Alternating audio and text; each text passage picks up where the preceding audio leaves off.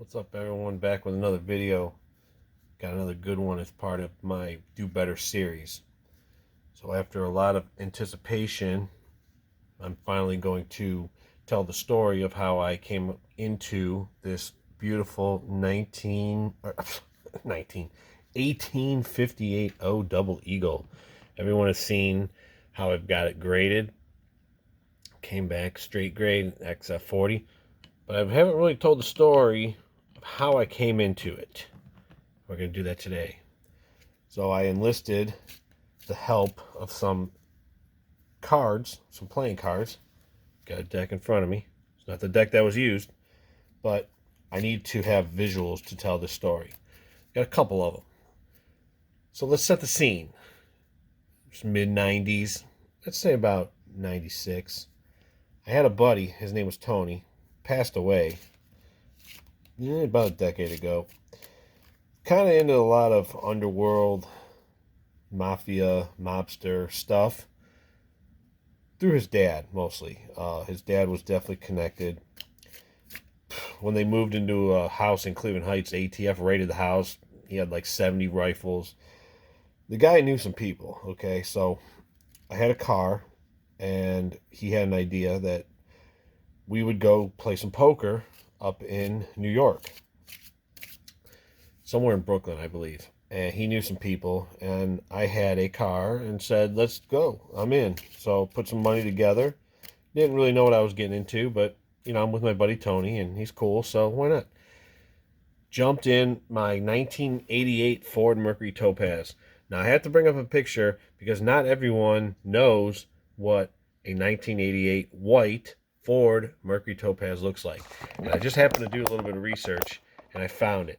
I actually think I found the car that I owned because this is a dead ringer right here. And what's classic about this, what I'm trying to tell a story here. You see that? So anyways, this is it.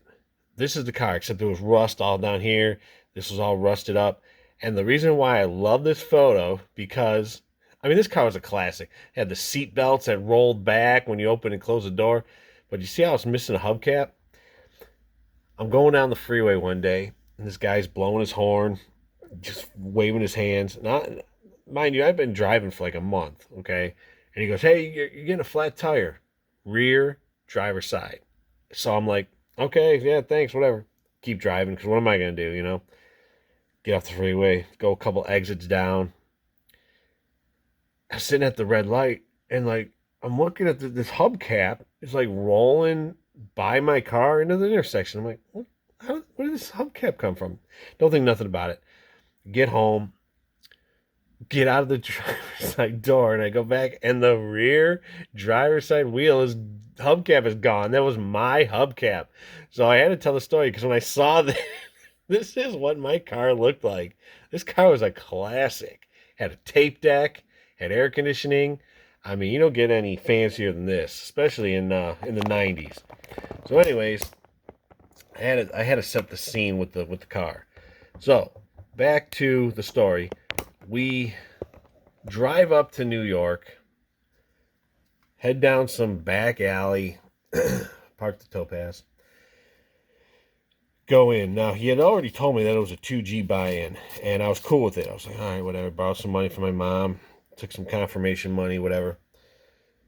Bought in, got into the game. Now, I should go over the lineup of the guys that were at this poker table, because that'll help explain the story of you know what I was up against.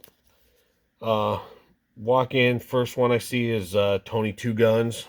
There was Tommy Three Guns, Nicky the Nose. That guy could smell a rat from across the room. You had Fat Johnny, you had Paulie the Wop, Frankie the Killer, Jimmy the Gent was there. No, Jimmy the Gent was not there. He was upstate for robbing that airport. You had Richie the Wrench. He would kill his victims with a wrench. Sal the Snake. Guy was a real piece of work. But anyways, that was pretty much the lineup. All right, now hour goes by. I had bought the 2G buy-in. I had bought a box of ziti. If you know, you know. Uh, Now, when you play poker, especially Texas Hold'em, you're not really playing your cards. You're playing the person. You know, you're always looking for a tell. So I'm kind of losing more than I'm winning, but I'm really trying to read the room. I'm really trying to see, you know, what is this guy scratching his nose? What kind of cards does he have? Is he folding? You know, is this guy, you know, how he's acting? You gotta play the player. You know what I mean? So a few hours go by, a few more hours go by. It was a crazy night. Let me tell you. I mean, halfway through the night, I seen a guy get shot in the foot for not bringing over Cuddy and water fast enough. I mean, crazy night, crazy night. So, uh, I'd say it was about 4 or 5 in the morning. It came down to me and Fat Johnny. It was just me and him heads up against each other. Now, let me tell you about Fat Johnny. When he would walk in, the place would go nuts. The doorman, he would get 100 just for opening the door. He would shove hundreds in all the dealers' pockets.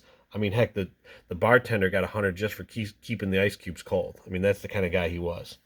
But I'm reading him, trying to get all these cues, see where I'm at, and it came down to the last hand of the night, and I'm actually going to simulate what was up. So I get my cards. These are my cards. Nothing great. He gets his cards. I'm going to do face down. All right. Throw a couple, 100 in. I don't really want to bet too much because, I don't got nothing. But I'm kind of seeing that he's kind of bluffing. He's putting in some big money, and I'm like, I'm just not feeling it. Like I think he's bluffing me. All right. So throw a couple hundred in. No big deal. Here comes the flop. Bam.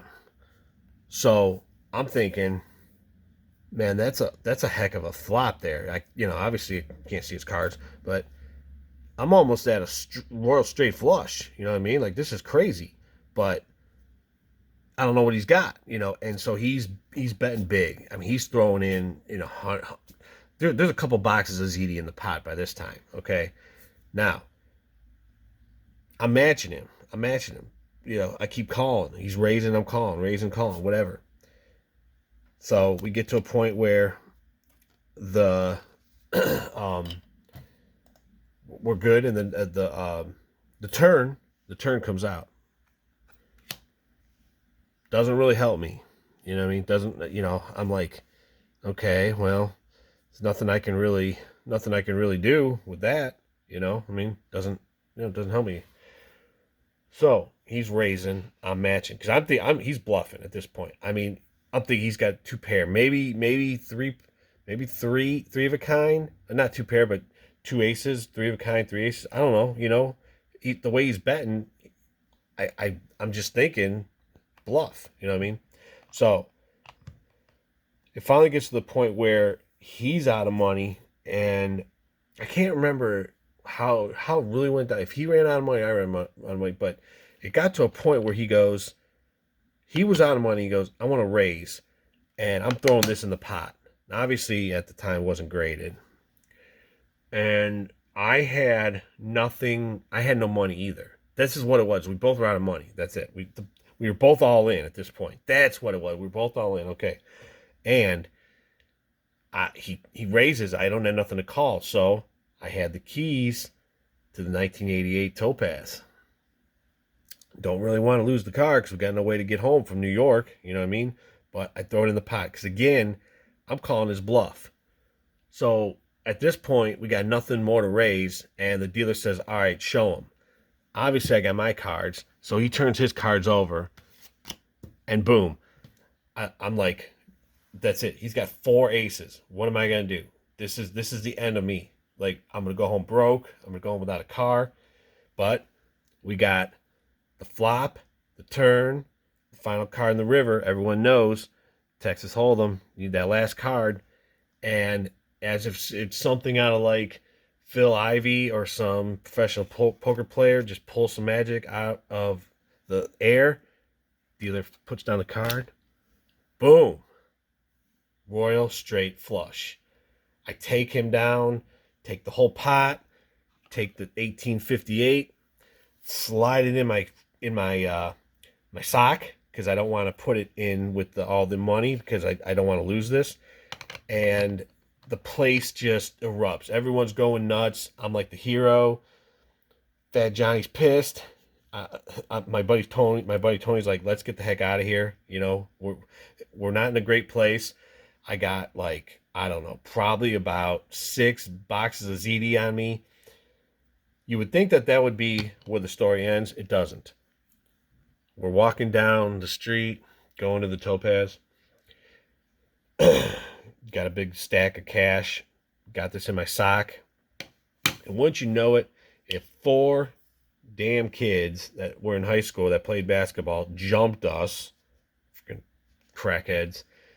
One of them was always writing in his diary and stole all the cash. But I had the 58 in my sock pocket, so it wasn't a total loss. Got the heck out of New York, got back home, and that is the story of how I came into my 1858 coin. The other coins, those just fell off a truck. Those aren't such a great story. So hope you guys like the story. Catch you on the next one.